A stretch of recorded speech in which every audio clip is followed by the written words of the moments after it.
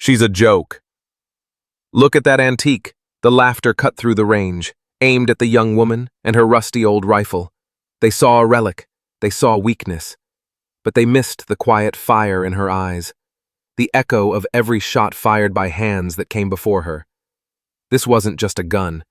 It was a story waiting to unfold. The shooting range hummed with the high-tech chatter of modern firearms and the crisp crack of rapid fire. A young woman, Sarah, stood apart. Her attire was simple, worn jeans and a faded ball cap, no tactical gear in sight. From a canvas wrap, she slowly revealed an M1 Garand. Its wood stock, dark with age and countless touches, bore faint, almost invisible initials. AM-JP. Time had polished them smooth, a testament to decades of handling. "Careful, sweetheart, that thing's older than your grandpa." A voice boomed from a nearby lane. A group of men, armed with gleaming, accessorized rifles, snickered. Another chimed in. "Bet she found that thing in her granddad's attic and thought it looked cute for Instagram." Sarah didn't flinch. Her gaze remained fixed on the rifle, her fingers tracing its contours with an almost unconscious familiarity. She ignored their mocking laughter, their exaggerated charades of limp-wristed shooting. Her movements were unhurried, deliberate. She checked the sights, a subtle adjustment born of intuition rather than a quick glance. The scent of oiled wood and aged steel, a distinct aroma of history emanated from the rifle. It was a smell utterly alien to the pristine plastic and carbon fiber of the weapons surrounding her. With a practiced motion, she loaded the en bloc clip, the brass rounds aligning perfectly under her fingertips. Each movement was methodical, a silent ritual of respect. This wasn't just a piece of metal and wood, it was a continuation, a responsibility. She took her stance on the concrete pad. It was an unusual posture, distinct from the standard stances taught in manuals. Her back foot turned inward, her elbow locked, cheek pressed firmly against the stock. It was a fluid, almost organic position, not rigid or forced. The action closed with that unmistakable, resonant ping, a sound that had echoed across distant battlefields long before her time. She settled, her breathing deep and even, ready. The world outside her small bubble of concentration ceased to exist. Sarah raised the M1 Garand to her shoulder. Her posture was unlike anything seen on the range that day, a stark contrast to the textbook forms practiced by others. Her left elbow was locked against her body like a scaffold, providing unwavering support, and her right cheek pressed firmly into the wooden stock, as if whispering secrets to the aged material. This wasn't a stance from a training manual, it was an echo, a subtle, almost imperceptible shift that defied conventional wisdom, yet promised profound stability. She took a slow, measured breath, allowing the rhythm of her own heart to dictate the timing. Her grandfather's voice, a steady whisper from countless summer evenings behind his farmhouse, seemed to guide her. Feel the ghost of the shot before you make it real. She visualized the impact, the precise moment of lead meeting target, before her finger ever touched the trigger. On the other side of the busy range, near the office window, a man paused, his coffee cup midway to his lips. General Marcus Fielding, a figure of quiet authority even in his civilian clothes, had come to observe. His gaze, sharpened by 39 years of military service, swept over the firing line. Then, his eyes snagged on Sarah. It wasn't the antique rifle that captured his attention first, though he recognized it instantly. It was her stance. A jolt went through him, a flash of memory from Operation Junction Rain, 1991. He had seen that exact posture only once before. A paratrooper, firing from a precarious rooftop position in Tunisia, defying standard form to achieve impossible accuracy. The back foot turned at precisely 15 degrees, the locked elbow, the intimate connection between cheek and stock. It was an unmistakable signature, a personal adaptation that had delivered uncanny precision. The general's silver brows furrowed as he watched, a silent recognition passing between a moment now and a distant past. His breath hitched, caught by the powerful, unspoken language of a posture passed down through war. Sarah fired.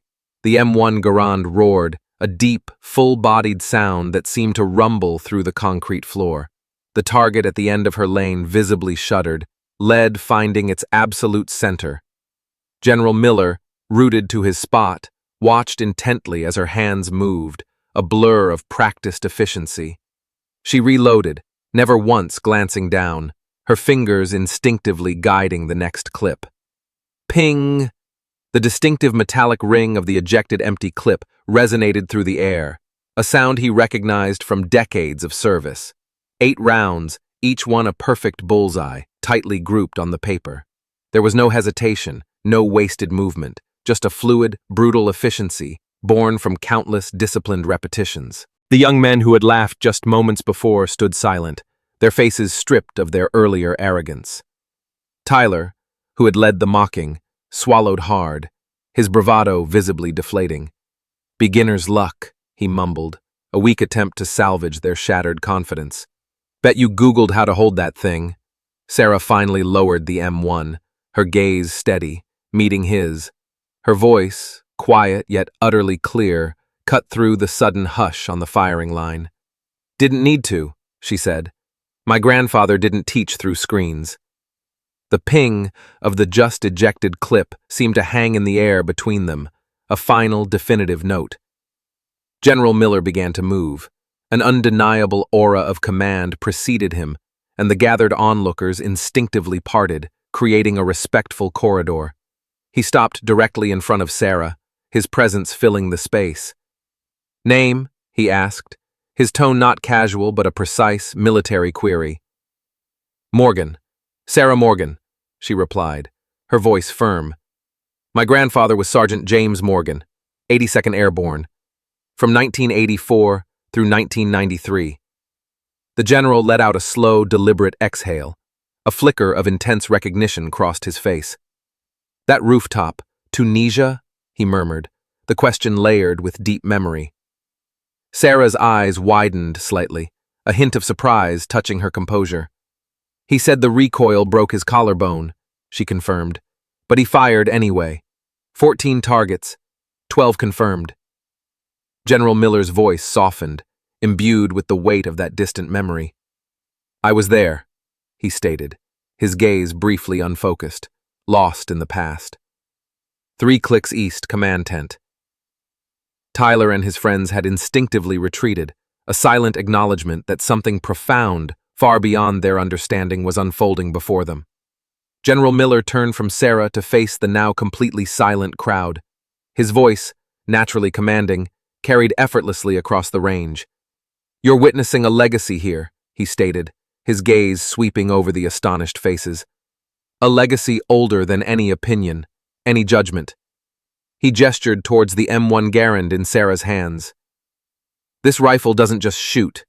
It remembers. It remembers the hands that held it, the battles it turned, the absolute discipline it demanded." He then looked back at Sarah, a question in his eyes. "May I?" Sarah nodded, a flicker of understanding in her own gaze. General Miller took the M1 Garand from her. His touch was not casual. It was filled with deep reverence. His weathered fingers traced the worn wood of the stock, briefly resting on the faint, almost erased initials etched into its surface. Then, to the shock of everyone gathered, General Miller rendered a crisp, formal military salute. It was a precise, perfect gesture, not to a civilian, but to the weapon and the woman who now carried its immense history. "Your grandfather saved my unit that day," he said quietly to Sarah, his voice thick with a profound memory. "That kind of fire doesn't come from manuals. It comes from something deeper." He carefully returned the rifle to her, handling it as if it were the most precious artifact. "The M1 Garand is often called the weapon that won a war," he continued, addressing the hushed firing line. "But it's the hands that hold it that truly make the difference." Sarah received the rifle back, blinking rapidly to clear the sudden moisture in her eyes. "He never told me the details," she whispered, "just that he did what needed doing." "That's how you know it was real," the general responded, a knowing look in his eyes. "The ones who talk rarely saw. The ones who saw rarely speak." Tyler, the young man who had mocked her, stepped forward, his face now a mask of deep shame. "Ma'am," he began, his voice barely audible, "I didn't know." "That's the point," General Miller interrupted, his tone firm but not unkind. "You never truly know who stands beside you, what they carry, what their bloodline has witnessed." He then turned back to Sarah, a direct, almost paternal command in his voice. "Finish your round, Sergeant's granddaughter. Some of us need reminding what precision looks like when it's born, not bought." This story is a powerful reminder. What quiet legacies do you carry? What lessons have been passed down through your family, waiting to be honored and shared? If you believe the greatest honors are earned, not bought, and that true stories resonate across generations, then join our journey. Subscribe to Quiet Soldier Stories for more tales of hidden strength, enduring wisdom, and the silent heroes among us. Let's keep these legacies alive.